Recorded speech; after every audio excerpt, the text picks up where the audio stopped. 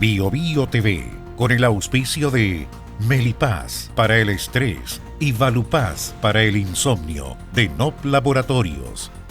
Michelin Motion for Life presentan la entrevista de Tomás Mochiati. Logra una vida tranquila naturalmente con Melipaz y sin insomnio con Valupaz. Melipaz tranquilizante que calma la ansiedad, controla el estrés y alivia el colon irritable. Valupaz, medicamento natural para el insomnio. Induce tu sueño y buen dormir de forma natural. No provocan dependencia. Para adultos y mayores de 12 años. Venta en todas las farmacias del país y en farmacias independientes. Summerfest Michelin. Tus neumáticos Michelin hasta 25% de descuento. Además, lleva un par de zapatillas Michelin Footwear al llevar 4 neumáticos. Michelin Motion for Life.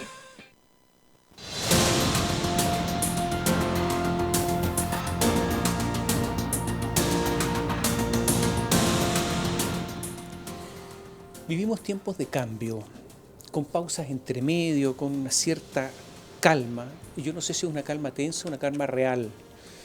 Algunos dicen que podría ser incluso simplemente algo momentáneo. Miramos el futuro lleno de incertidumbre. ¿Hacia dónde vamos?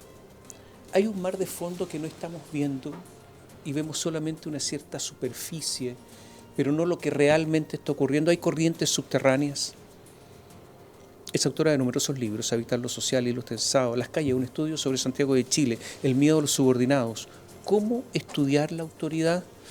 Katia Araujo, psicóloga, doctora en estudios americanos, profesora investigadora del Instituto de Estudios Avanzados de la Universidad de Chile, directora del Centro Núcleo Individuos, lo Social, Asimetrías del Poder, está con nosotros y le vamos a preguntar, porque estoy seguro que ella nos va a iluminar acerca de lo que ocurre en nuestro país. Gracias por estar con nosotros. No, muchas gracias por la invitación, ha sido muy amable. Se ha investigado mucho sobre Chile y es una de las pocas personas que vieron venir lo que nos sucedió con el estallido social. No digo que estoy diciendo que alguien vio venir el incendio en el metro, porque eso son otras cosas, pero el quiebre, una manifestación de un quiebre en la sociedad chilena. Y he leído que ustedes ya sabían, con el equipo de trabajo, ya el 2003, 2006, que algo venía en Chile. Sí, porque yo creo que lo que es importante como subrayar es que el 19 y lo que pasó el 19 es solamente un momento de un proceso que es un proceso mayor de cambio, de transformación de la sociedad chilena, que yo pienso que no terminó en el 19, porque no hay manera de que eso termine, y también porque yo creo que son procesos largos, y también porque no tengo la impresión de que los cambios y la elaboración política que eso hubiera requerido y que requería desde los años 2000 se haya dado todavía. Pero sobre todo me gustaría subrayar que efectivamente uno puede ir viendo cómo con los estudios, ¿no? Y estos son estudios empíricos y son como con mucha gente y toman tiempo, y que no es solamente decir lo que las personas dicen, sino interpretaciones, con mucha información. Iban diciendo ya desde los años 2000 que el país realmente estaba lentamente yendo en un camino de transformación que traía muchos conflictos, que traía muchas contradicciones, que traía muchas paradojas, que traía no solo malestar, eso era algo que habían dicho en los años 90, finales de los años 90, sino cada vez más irritación, mucha irritación. ¿Rabia? Mucha rabia, mucha irritación, irritaciones, como cuando uno tiene irritado los tejidos, entonces cualquier estímulo produce también reacciones exacerbadas, pero también cuando uno tiene irritado un tejido, uno siente el dolor más profundamente y por lo tanto las emociones también en reacción son muy altas. Y eso lo vemos cada vez más, que eso es una cosa que para mí es muy preocupante. Había varios estudios, el de ustedes, el PNUD también tenía algunos estudios, y sin embargo había una especie de política refractaria por parte de yo diría de la clase dirigente toda. No me refiero a un sector político, no me refiero ni siquiera a la política, también a la dirigencia económica. ¿Por qué? Porque no estudian, porque no leen, porque no ven, porque no quieren. ¿Qué sintieron ustedes con eso? Yo creo que por un lado hubo mucho tiempo en el cual las claves de interpretación del país fueron básicamente políticas. El mundo político pensaba que lo que ocurría políticamente era el país, ¿no? Y que eso definía lo que estaba en el país y que las luchas políticas, las disputas políticas eran el centro, mientras que la sociedad estaban aconteciendo un conjunto de transformaciones distintas y también construyéndose estos focos de conflictividad, pero también estos focos de malestar, de irritación, de indignación, de rabia, etc. Entonces, yo creo que estaban encerrados, y a veces siento que todavía siguen encerrados en unas disputas políticas en las cuales se ven a sí mismos. La clave para entender la sociedad fue en exceso política, porque por supuesto la política tiene un lugar, pero fue en exceso política. Eso creo que es una razón. La otra es que la mirada fue una mirada muy economicista. Y por supuesto la economía es muy importante y los economistas son importantes, pero la clave economicista es una clave o puramente económica para entender los procesos es muy parcial, porque no es lo único que explica, por supuesto, y sobre todo las maneras en que se explica yo creo que son un poco recortadas. Entonces yo creo que hubo una combinación de esta mirada, en algún momento cierta autocomplacencia, y también yo creo, y eso dura hasta hoy día, que una vez que las sociedades comienzan a cambiar, las formas en que hemos pensado el país, organizado la política, organizado nuestras respuestas, nuestras ambiciones de cómo puede ser gobernado el país, tienen que cambiar. Y ese trabajo todavía no ha sido hecho. A mí me llama la atención dos cosas, bueno, un montón, pero una de ellas es los políticos por excelencia que dicen que están con la gente, que saben lo que sucede, son los alcaldes, que están en los barrios, que hacen política social si pueden. Tampoco ahí esto se produjo. Entonces uno podría decirle al señor que está por allá arriba, pero ¿y qué pasó con los alcaldes? Y lo otro,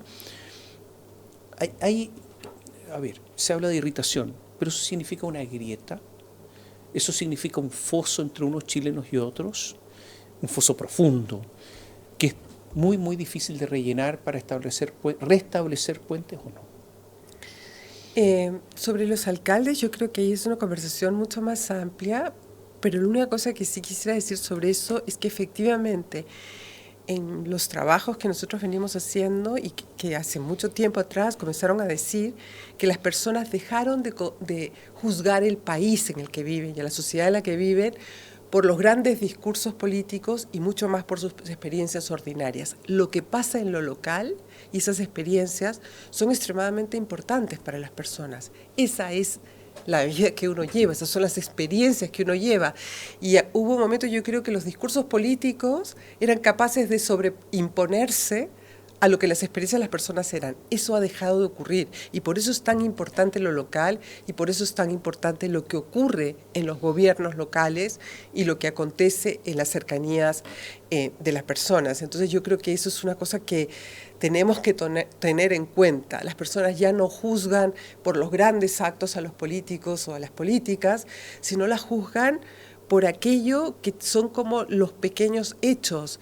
Por ejemplo, que se preocupen de algunas cosas ordinarias de sus vidas, que tengan un trato, que sea un buen trato con las personas, que tengan respeto por ciertas cuestiones, que respondan a sus necesidades, etc. Pero es algo más de lo experiencial cercano, porque también tenemos una sociedad mucho más desconfiada, ¿no? Antes de ir a lo otro, Sí. pero aquí hay algo interesante. Algunos decían que eso es cosismo.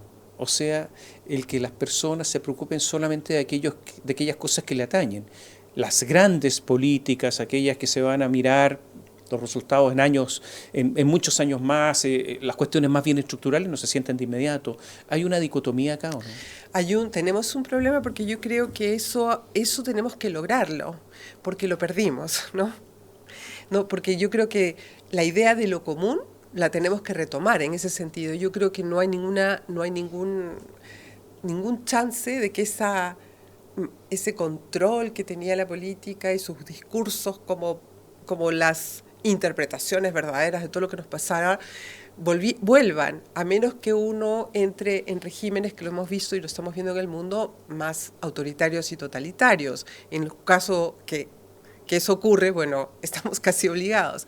Yo no creo que, pero digo, si no es de esa manera, evidentemente ese camino de control de la población que había por discursos no se puede más, o sea, eso no funciona ¿Hay una más. grieta en la sociedad chilena? Y entonces, yo creo que la grieta política está como en esa capa de gente súper interesada por la política, que no es tanta.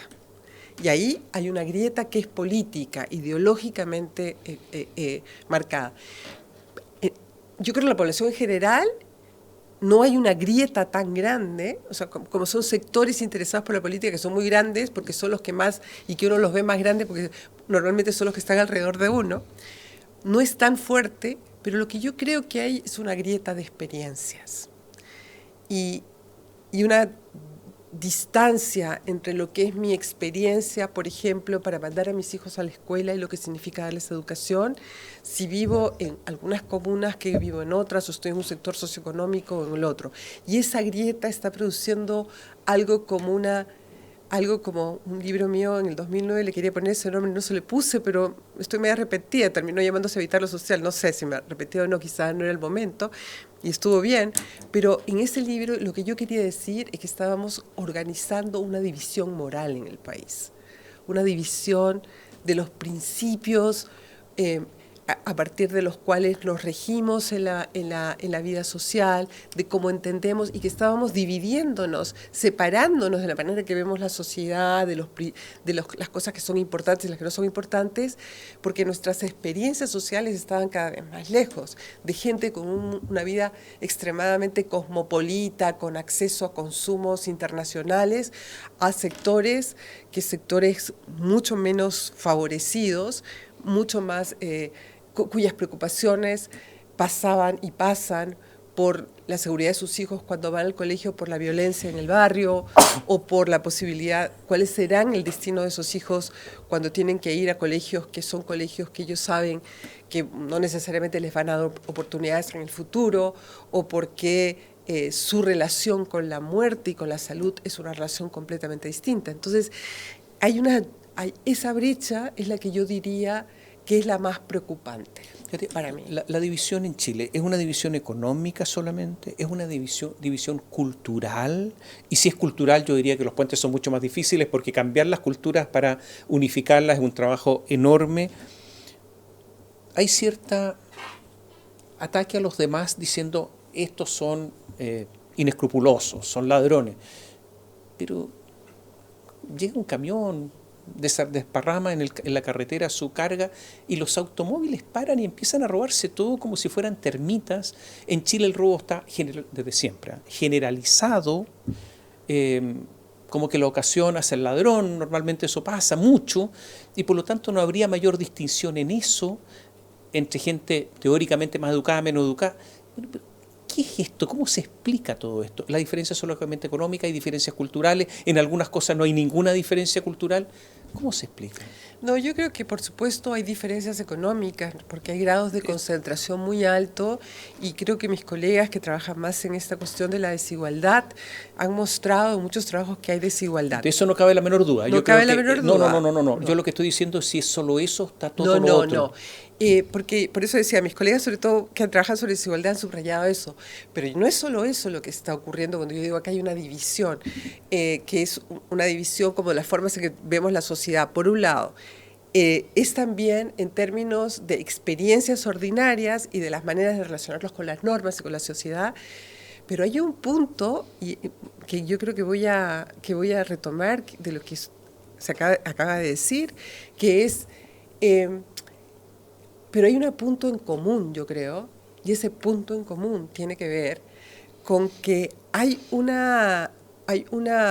estamos en un momento, quizá haya sido siempre así, pero estamos en un momento en que desde hace algunas décadas hemos comenzado a poner en cuestión esos principios que ordenaban nuestras relaciones con los otros.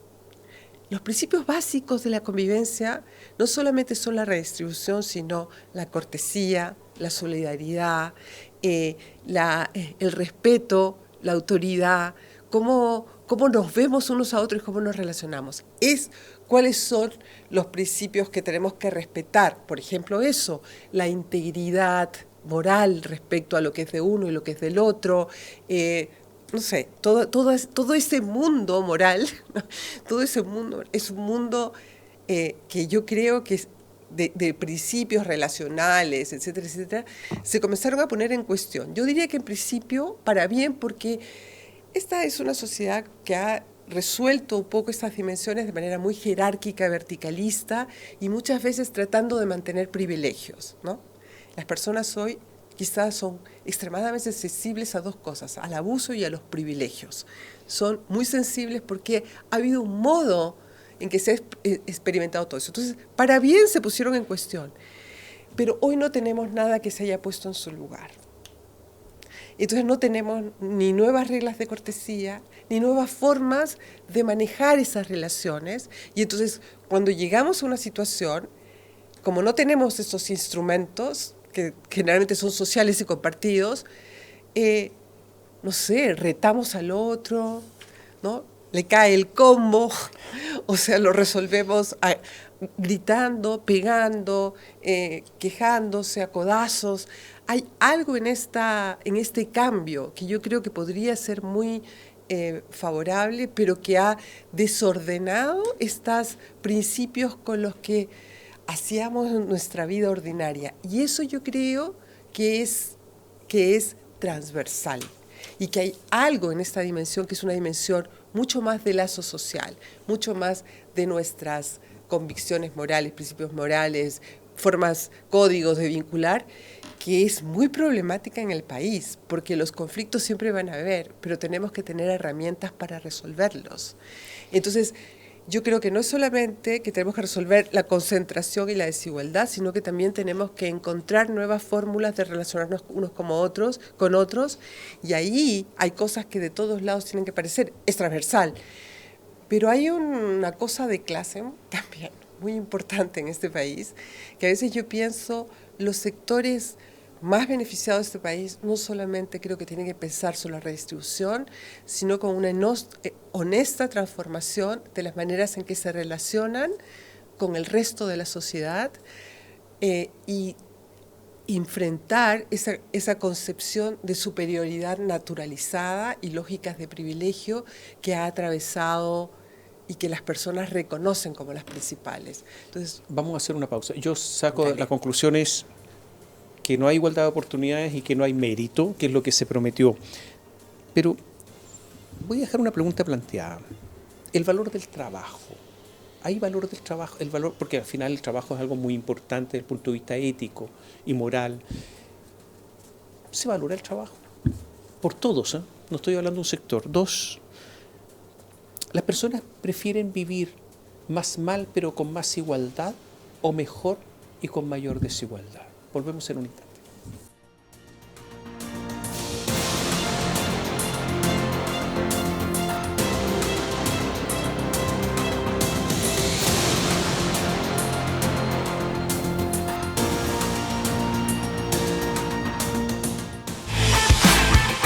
Summerfest Michelin. Tus neumáticos Michelin hasta 25% de descuento. Además, lleva un par de zapatillas Michelin Footwear al llevar 4 neumáticos. Michelin Motion for Life. Logra una vida tranquila naturalmente con Melipaz y sin insomnio con Valupaz. Melipaz tranquilizante que calma la ansiedad, controla el estrés y alivia el colon irritable. Valupaz, medicamento natural para el insomnio. Induce tu sueño y buen dormir de forma natural. No provocan dependencia. Para adultos y mayores de 12 años. Venta en todas las farmacias del país y en farmacias independientes. Bio Bio, la radio se escucha y se ve. En nuestra plataforma digital biobiotv.cl. En la televisión digital de Libre Recepción, Santiago 26.1. Valparaíso 46.2. Temuco y Osorno 29.2. En el cable, Mundo, canal 521. Zapping TV, canal 168. Y en Mi Play, canal 62. Bio Bio, la radio. 43 estaciones. Ahora se ve.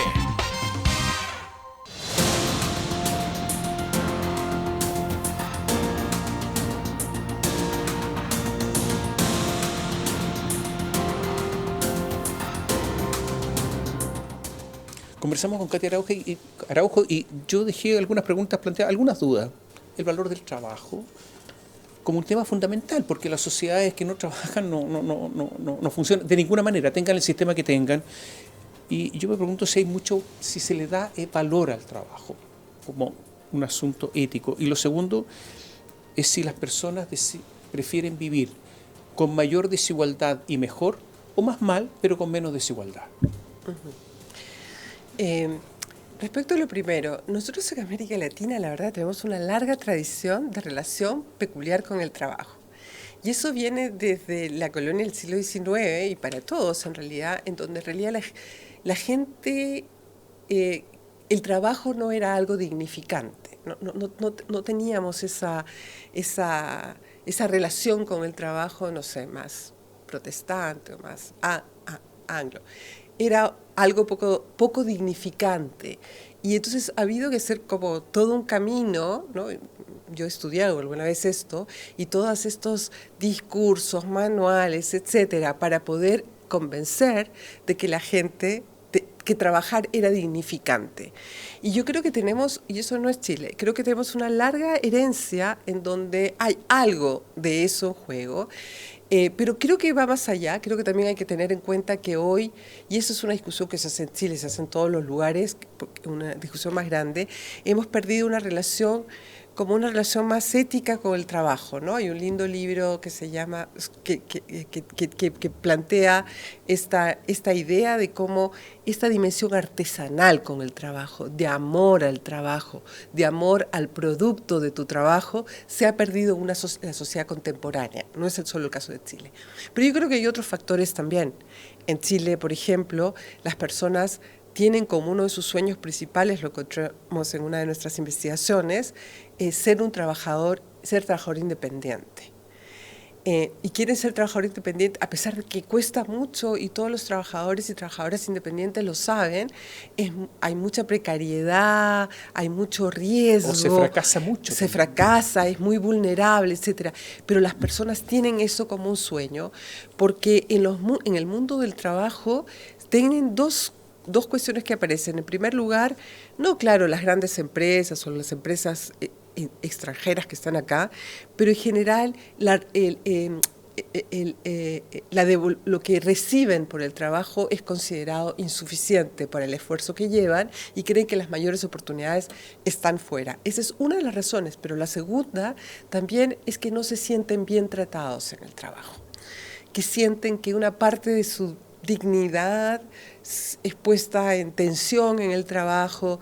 Entonces quieren, como alguna vez yo vi en un momento que habían hecho un juego y que había mucha gente que les había puesto estas cosas de los likes. Yo no soy tuitera, pero a veces miro, mucho, que era buenísimo porque ahora ya sufrimos mucho, pero no tenemos jefe. Y eran como muchos likes del no tenemos jefe. Entonces tenemos un problema, yo creo, con la cuestión salarial, porque también nuestra estructura, quienes más trabajo dan son las pymes, que ellas mismas tienen muchas dificultades, pero entonces tenemos un problema con la estructura salarial, no solo de ellas, sino también que el retorno al trabajo es muy bajo en general para las personas. Y el otro es que las dinámicas dentro del trabajo son consideradas para muchos como algo que les hace perder dignidad. Eso, yo diría como tres grandes razones. Y una cosa que yo creo que sí es complicada, que es como una... y por eso, muchas veces, mucho esfuerzo, sin necesariamente los resultados. Una retribución.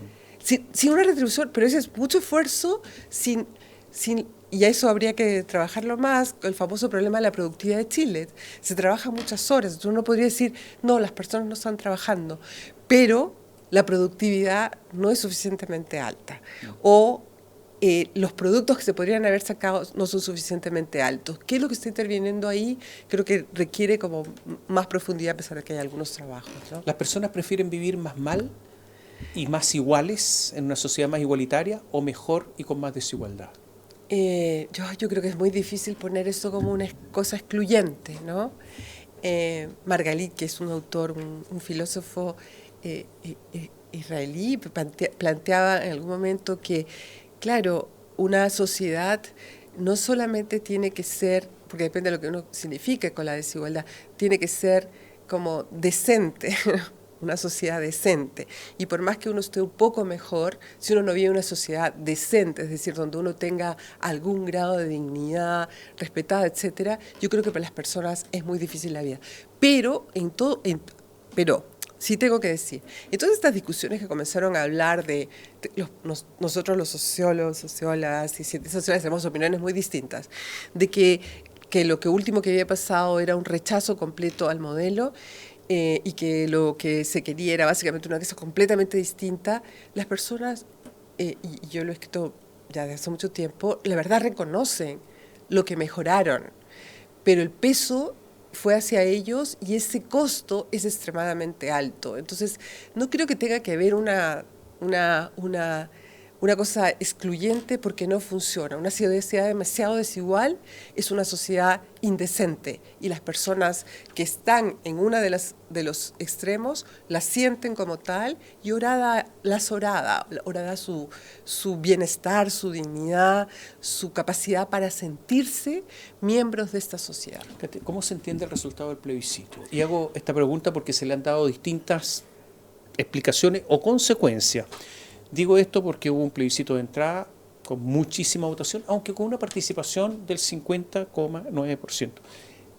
7 meses después, cuando se eligió los convencionales, ya la participación bajó al 41,5%. Varios miramos esta cifra con atención. ¿Qué pasó en esos 7 meses?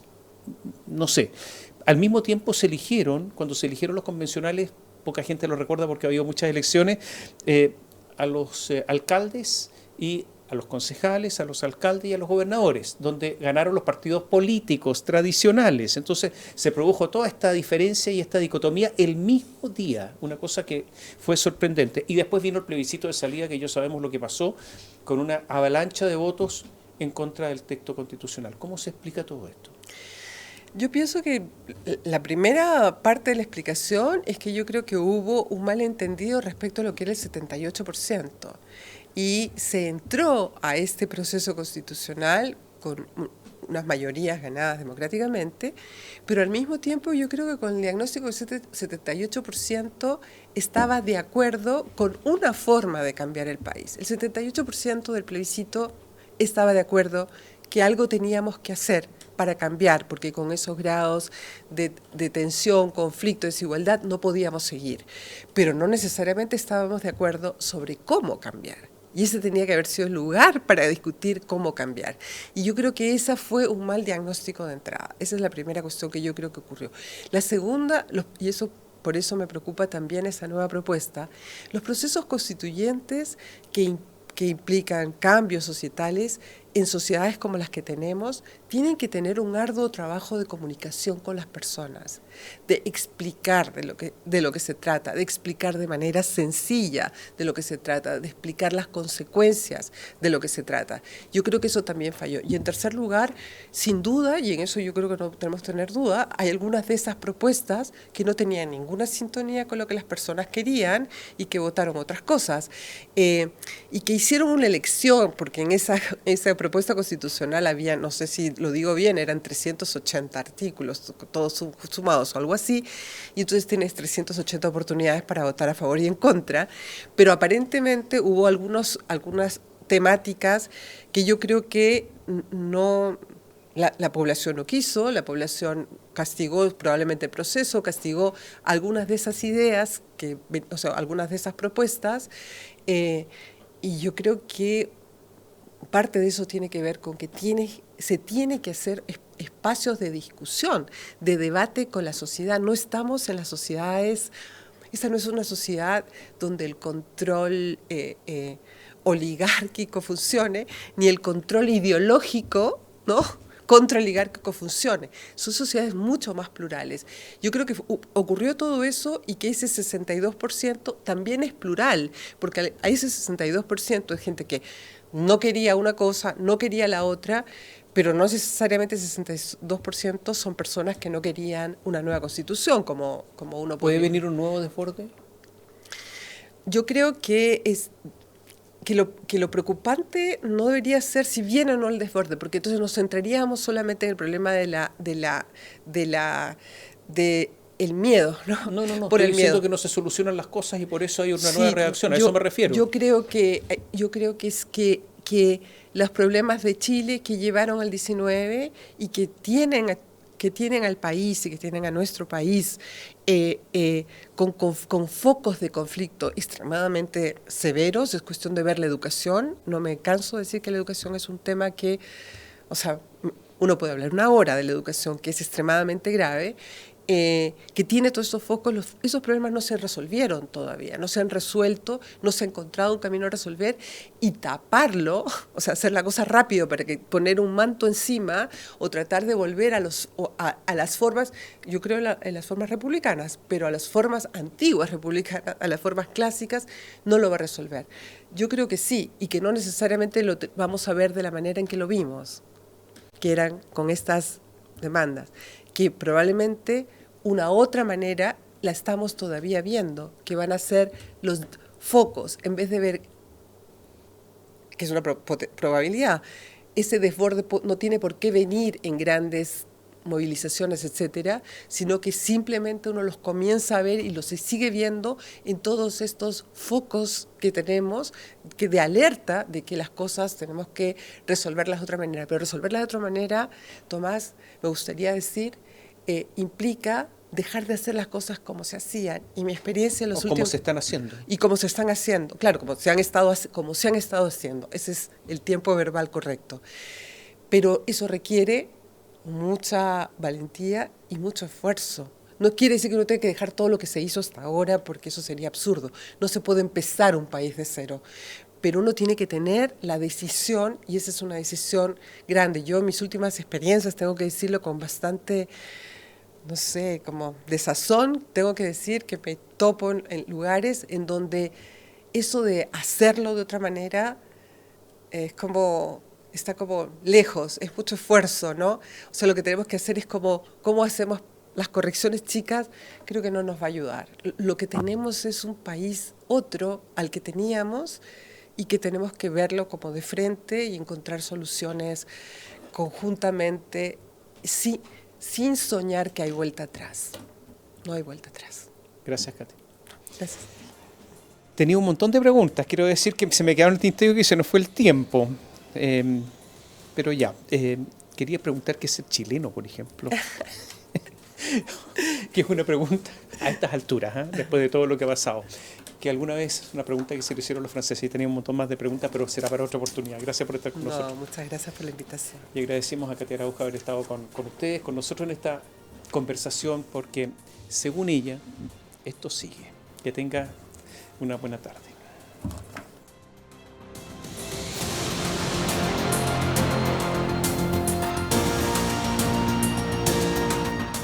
Bio Bio TV, con el auspicio de Melipaz para el estrés y Valupaz para el insomnio, de NOP Laboratorios. Michelin Motion for Life presentaron la entrevista de Tomás Mochiati. Logra una vida tranquila naturalmente con Melipaz y sin insomnio con Valupaz. Melipaz tranquilizante que calma la ansiedad, controla el estrés y alivia el colon irritable. Valupaz, medicamento natural para el insomnio. Induce tu sueño y buen dormir de forma natural. No provocan dependencia. Para adultos y mayores de 12 años. Venta en todas las farmacias del país y en farmacias independientes. Summerfest Michelin. Tus neumáticos Michelin hasta 25% de descuento. Además, lleva un par de zapatillas Michelin Footwear al llevar 4 neumáticos. Michelin Motion for Life.